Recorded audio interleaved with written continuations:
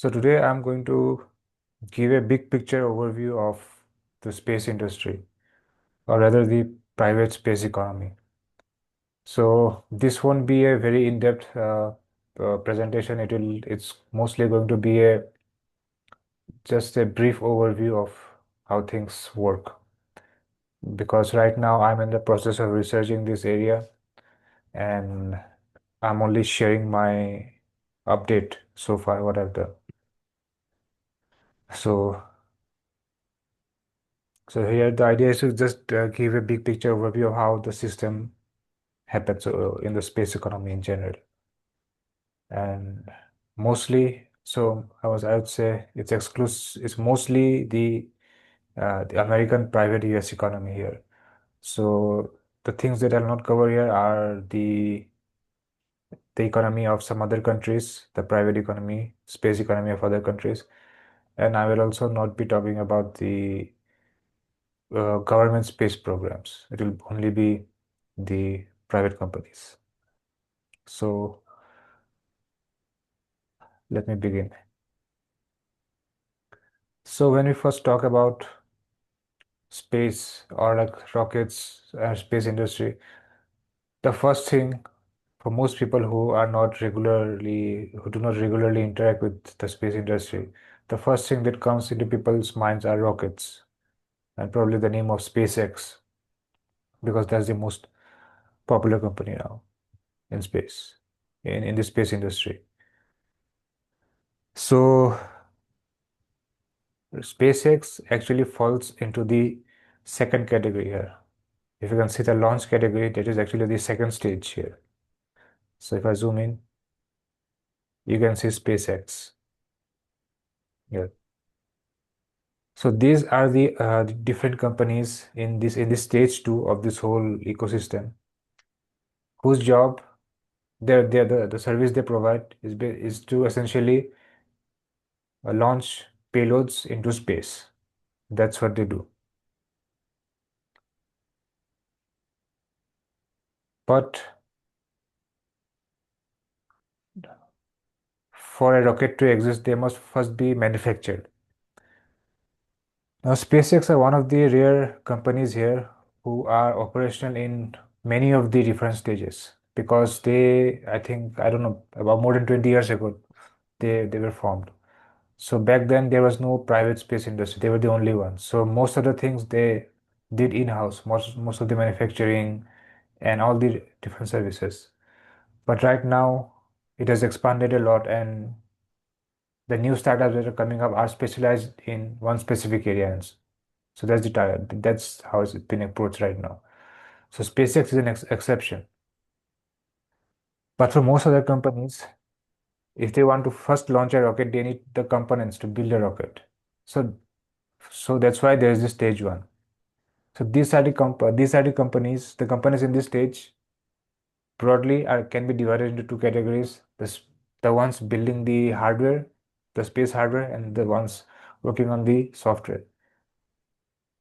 So even within space hardware, we can see that there are broadly three subcategories: the propulsion, the subcomponents, and the satellites. So propulsion is the one the rocket that pushes the rocket to the space. Those are the things. So the companies here are working on building propulsion systems, and there are different ways. So there are different technologies within propulsion. So that means there are different ways that those kind of mechanisms can be developed. So I'm still researching on this, trying to learn about the different technologies. And in the future, I will get more deeper into the individual companies and the different technologies and how they differ from each other and so on. But broadly, they are working on the propulsion technologies. The subcomponents are broadly the different other components that are required to build the hardware of the rocket. And for satellite, there the things that are manufacturing are not directly related to stage two. They are mostly related to stage three, which I'll come again when I cover stage three. And similarly, software, broadly speaking, the specific software that is required in the space industry, they are working on that. So I mean, it depends about like software is dependent on industry. Like you know that like because you yourself are working on a company that is specialized in software of a specific company. Like in for example in semiconductors, the semiconductor designing softwares like Cadence and some other company, I forgot the name. But these are the two companies which hold a monopoly. So, so just because it's a software, like people might think, okay, hardware is difficult because it requires procurement of hardware from different areas. Software, you just need a computer and you can code and everything. But it's not that easy. That's why, like even in the age of AI, there are only two companies that are holds a monopoly in the semiconductor design softwares. So I'm sure that's the same case in case of space specific software. So these are the companies there. So again, in the coming months, I plan to go into deeper into what exactly they are doing. But for now, that's the general idea of stage one, to build the basic foundation for stage two and even stage and in general to for the all the other subsequent stages. Now for stage three, so we have satellite constellations. So the obvious question about stage two is that in stage two, I said that their objective is to launch payloads into space. So what are they actually launching? And mostly, and again, like people who are not aware of the space industry, the thing is that this private space industry, they are not working towards going to moon or Mars. These companies are mostly work by space. They are mostly working in the low Earth orbit. So let me see if I can show a map of low Earth orbit.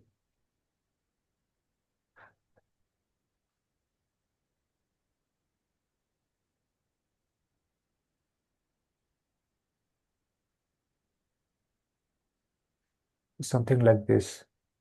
This is the Earth. I think the orbit around here. Can I see? This is a better image. So the distance, low Earth orbit is about 500 to 2000 kilometers from the surface of the Earth. Medium Earth orbit is something this. And there is the geostationary Earth orbit. So these are the three orbits. And a vast majority of the companies in both stage two and stage three.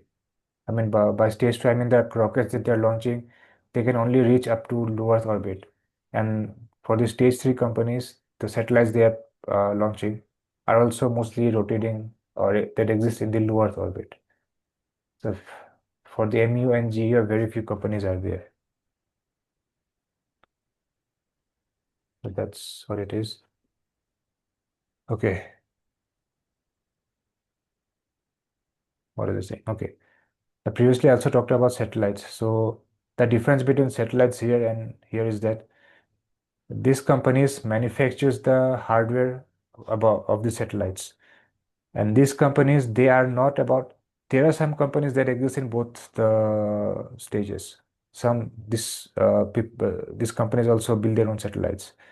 But mostly in stage three, what they do is that they provide specific services, satellite services by so broadly there are three categories. The remote sensing are the ones that take pictures or not just pictures like data. That could be like general image data, radio frequency data, like thermal data, different kind of data about the surface of the earth. So that's what they do through remote sensing. And connectivity is mostly about satellite internet, like Starlink, whatever Starlink does. That's the kind of thing. IoT is about uh, one of the use cases that I found was that it helps track logistics. So logistics companies like they might have ships or fleets of trucks, and they want to track them. So what they do is that the satellites here are specifically designed for those kind of purposes. And HAPS, I forgot the full form, but it is about so it doesn't go exactly into the space. So in simple words, what I understood is that it is somewhere between low Earth orbit and the just the normal sky. So this is mostly used for surveillance or I won't say surveillance, but tracking a specific area for a short amount of time. So I haven't looked into deeper into HAPS. So, but broadly, they are about collecting data about the Earth from space. That's what they do. Then, what do they do with this data? Which and this we will come in this stage 4 and 5. We'll get to know better about what exactly is this data being done later on. So in stage 3, data is collected. So what happens in stage 4? So far it's about upstream, like we are going up. Now the data needs to be sent back to Earth. How do we do that? So there are satellites and all the different technologies that are required to retrieve data from satellites from space back to Earth. So these are the companies that are working on this, maybe like the satellites and all kind of things, all the different things. So probably that's what they're doing. Now stage 5, what they do is that these are mostly like data analytics companies. Now once this data is being brought back to Earth, these are raw data. Now to gain insights and everything. So I think this stage 5 is nothing unique about space. Like it could be like any other data analytics company, but they are data analytics companies that specialize in space data. That's the only difference. So maybe any general AI, ML engineer, scientist or data scientist can work there if they have some amount of space specific data experience. So basically, they analyze the raw data and do all the data analytics thing from here. So this is the analysis phase. And finally, this is the stage 6. So these are the ones that provide specific products. So they might take these analytics from stage 5 companies and use this analytics for various purposes.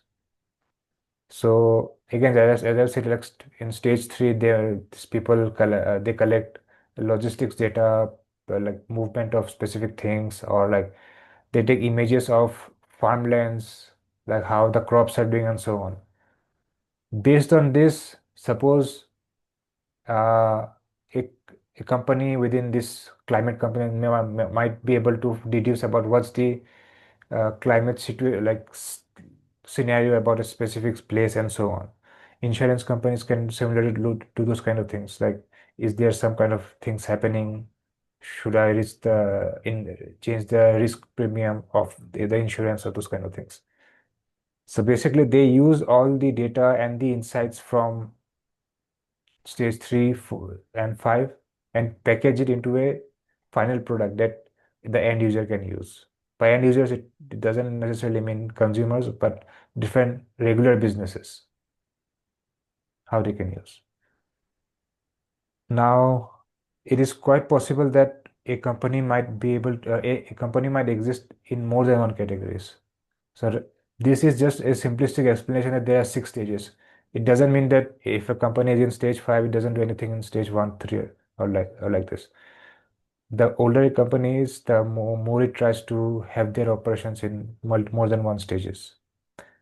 I think I have heard of Planet Labs here. This is Planet Labs. I think they exist in multiple categories. I think they also work on some manufacturing some of their own satellites, and they also provide the analytics. And I'm not sure if they provide. They are in stage 6, but I think they are in stage 5 too. I mean, it's not probably mentioned here. I think no company is mentioned in more than one subcategories, but that's the general idea here. And there is this another category which is not which does not close the loop here. And even I haven't looked into this in depth. But why is it called in space economy, and why is it kept a bit different from here? It's because so far what we have seen here is that this the journey begins on Earth and ends on Earth from the whole sequence here. But what if the end product user does not exist in Earth itself? What if the end user itself is in space? So these are the kind of things that they are doing. For example, space infrastructure. They build they suppose I know that Axiom, the Internet International Space Station is about to like it's reaching its end of life, and now I think NASA has given contract to Axiom to build the next space station in space, of course. So those are the kind of things. Like the end product is going to be in space itself. It's not coming down to Earth. So those are the kind of things. So since this is very early, because this is at a very early stage, there is nothing very permanent in space right now. So I think that's why probably it's not being overlapped. There's not so that's why it's not being kept anywhere here. It is kept separately. But I think in the coming years, decades, this will also grow into a much more bigger thing. So that's why I haven't looked much into it. But again, I'm still in the early stage of research, and I'll will look more into what these companies are working into. So what are like any comments, thoughts? Okay, so it was quite interesting. I had never thought about the space industry in this much depth before. Okay. But one question I have is the difference between this build and the launch stage. So, what does the launchers group does if all the hardware they are getting from the first stage? What exactly are the companies in the launcher supposed to do?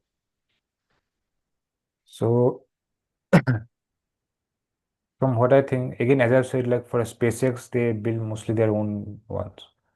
But for Yeah, propulsion and this, I think what it could be is that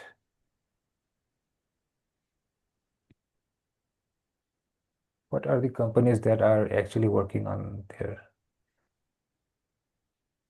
Yes, I haven't thought about it, but if I have to come up with some reasons, maybe it's a startup and they do not have a lot of,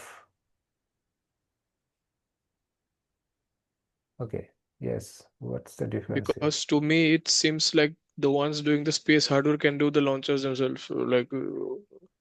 Or the ones doing the launchers are not bringing anything to Uh, anything like from their own, that they should remain competitive. If all the hardware they are getting it from the other companies, what exactly is the launcher? I think the launchers are doing the assembly. They could be doing the assembly. That's the one thing that could be doing. And the second thing is getting the contracts. Maybe because maybe one company knows they can build a propulsion very well, but they do not know how to assemble into a complete rocket. So of course there is scope for a propulsion company to develop their skills to build a complete rocket. But yes, that's definitely a possibility. But maybe right now they are with the limited amount of capital or the resources they have, they're just focusing on building only one thing. That could be one of the reasons why there are those specialty companies. Yeah, so they are like the suppliers, and this group like it takes the supply from many different companies and assembles the final Yes. rocket that will go to Fine. space. Yes. And again, it's just, again, as I've said, like it's not just building the rockets, there's also the software aspect of it to integrate the Yeah. whole system and to do everything. So I was recently watching a documentary about SpaceX or something like it's about the early days of SpaceX. So I think for the first 3 years or the first 5 years, they for consecutively 3 or 4 launches, like they've been failing to do that because they did not get the coordination or the synchronization correct. So it takes a lot of extra value addition. It's not just the having the skills to build one component very nicely. To put it all together into a smoothly working device, it requires additional skills. So that's what I think the launchers are doing, which will be difficult for someone. who's just building only one specific component to do. That might be one possibility. I think we can Mm. ask. I've been doing most of this research in this chat, so I can ask this question here. What does it say? So can you just repeat again? What did you say? Why does Um, yeah? so basically, why my question was why, if the first sector is creating all the hardware, Hmm, then what specifically does the launcher group do?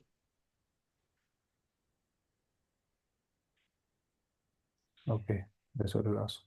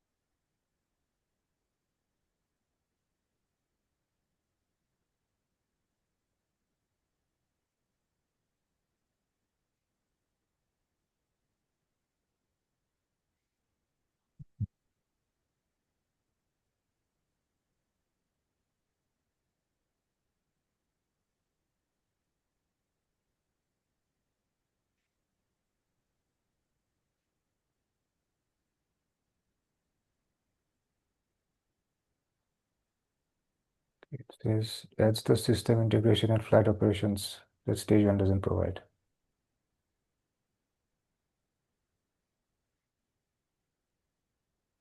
Like this is mostly what I was thinking about too. Like it combines everything and creates into a flight ready vehicle, which So then most companies in stage one must be like suppliers, because it's somewhat similar to the automotive industry, because the suppliers, they will be creating the brakes, the braking system, the yes, suspension, the axle system, etc. The OEMs will bring everything together and they create the complete package that yes, makes the car. So it should be a similar case. yes. I think yes, that's what I really saying. Like for example, it makes the engines brakes. It's giving the example of auto industry. Like yeah. Mhm. So again, I think there's this comparison. What this is. Okay, for system integration, it combines this, creates into a flat ready vehicle. Stage one makes the parts, stage two makes the system work together. For software, stage one requires holistic vehicle knowledge, not component level. Coded control launch guidance, landing in real time. Okay.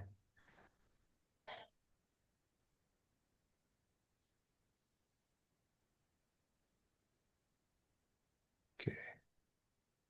Yes. So yes, in a sense, like it has some other value-added things that they're doing. Like this thing again, this is may not be the technical part, but again, to be able to bring in customers and this payload fitting uh, like the again yes, so basically the additional thing that are needed which the component makers are not doing.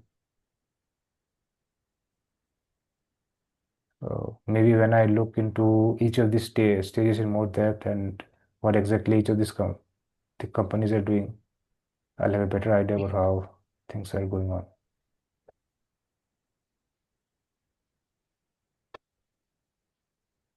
So anything else? No. As, for SpaceX, as I've said, like they are mostly vertically integrated. Like they, I mean, in terms of hardware and software, I don't like. I think it's very less that they bring from other companies. Mostly they do it on their own. In terms of satellite as well, they have their own Starlink group of satellites and so on. Now again, within launcher, there are two different categories. Like there are the heavy launchers and there are the lightweight launchers. So it is about the payload capacity. The lightweight, I think the limit is about 2000 kilograms, and the heavy launchers is very high. I'm not sure. Let me ask. It's more like 25,000 more than that.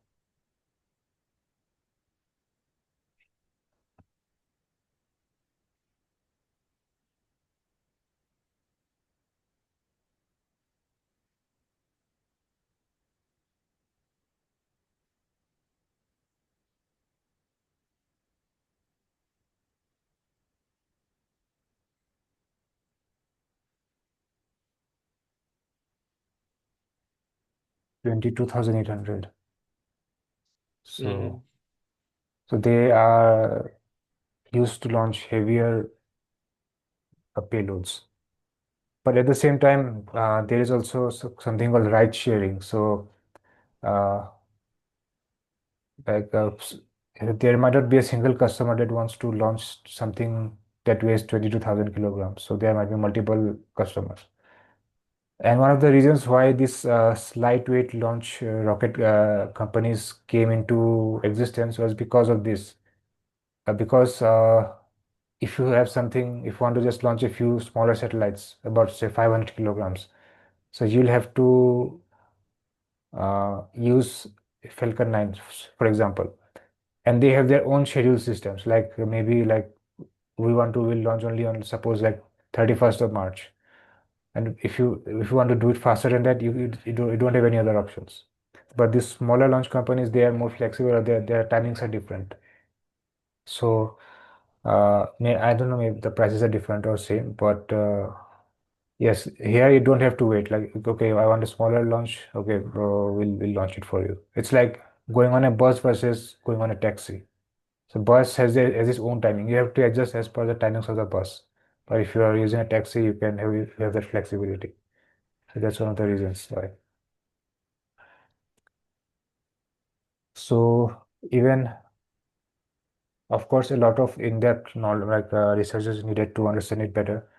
But after having a big picture overview of how things work, what happens is that now you'll be able to understand any space-related news. Now, suppose if you now visit any space-related news websites, now those news will start to make sense, at least the private part. So as I've said, I have not covered the government agencies so far. So maybe I'll have to also look at give a big picture overview of that. And once this big picture overview is like if you have that big picture in mind, then the smaller details over time, as you maybe do individual research or watch some other news, those finer details will get more and more clearer. But once, if even if you don't have this big picture overview, everything will it won't make sense. Any news related to both business related or technology related news, it won't make any sense. Like, okay, it's good, but how is it making a difference? For example, if you now get see news about some advanced propulsion technology, now it will make sense. Okay, so right now the current existing propulsion technologies that this launchers that the stage to use is not very efficient. Maybe this new technology is going to make it something much more better, and so on. So, one thing that you might have heard that SpaceX is creating this lo- uh, a technology in which the booster lands. You might have seen videos about boosters landing. So, what this Yep. technology is that, yes.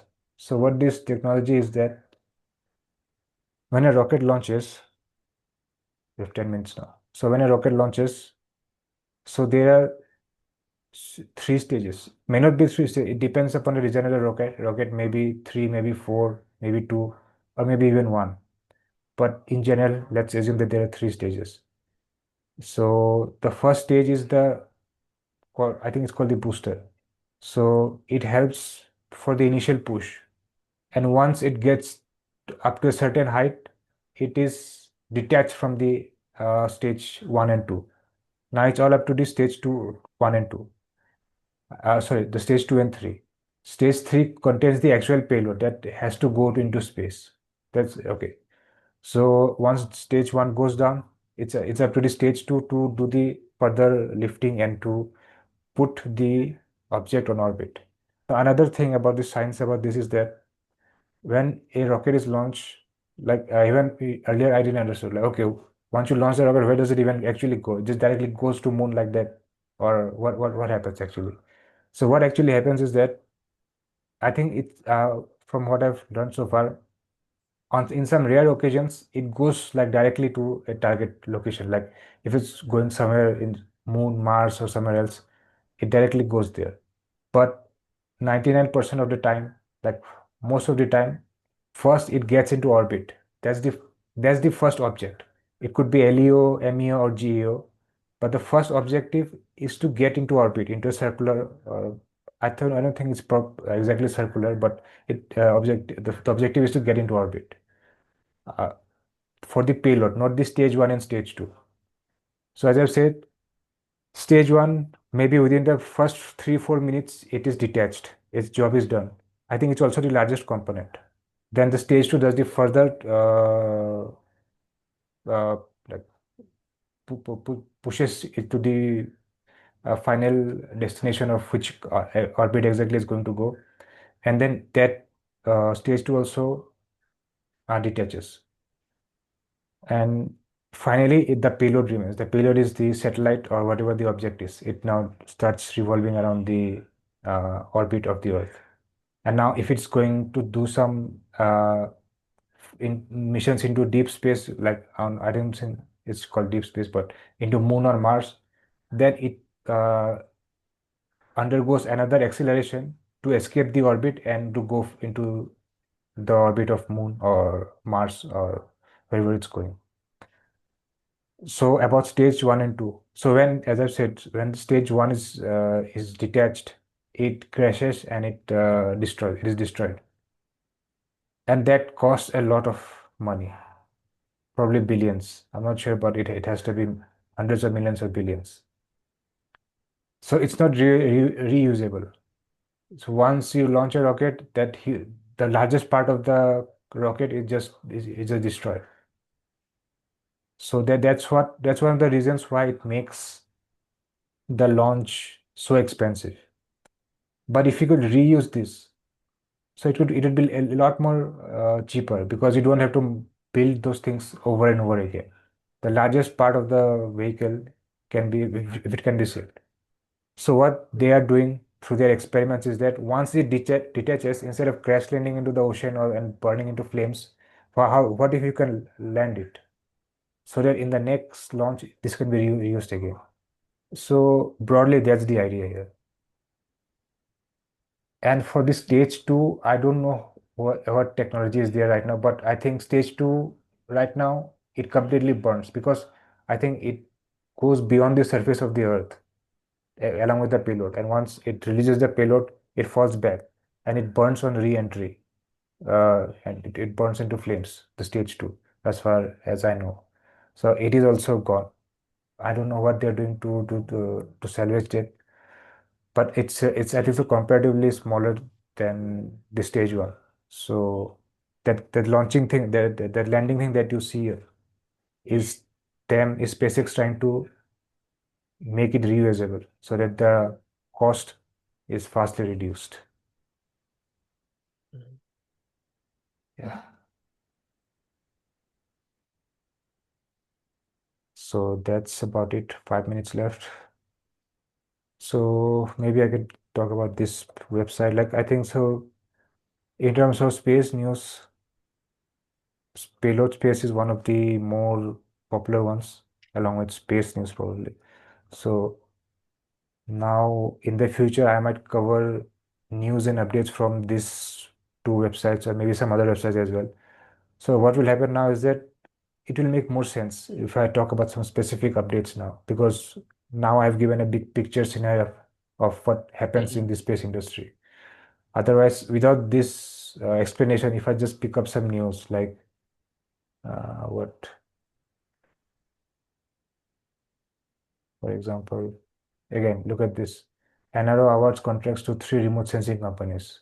So now you know that this might be companies from stage three, remote sensing companies. Now suppose in the next uh, video, like discussion, if I go into the details of this news, you might have a better context.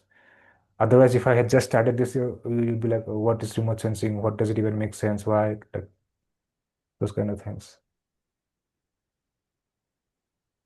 So again, we look at I haven't seen this. Let's see what's this talking about.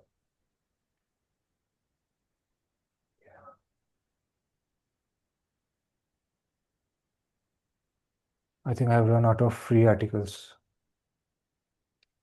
Mhm. But anyways, so yeah.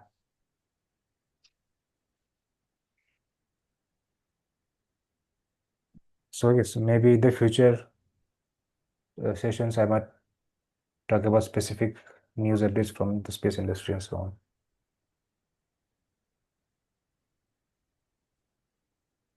Okay, then. Anything else you want to say? Anything else? Yeah.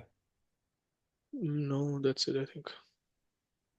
Okay, so I'll stop.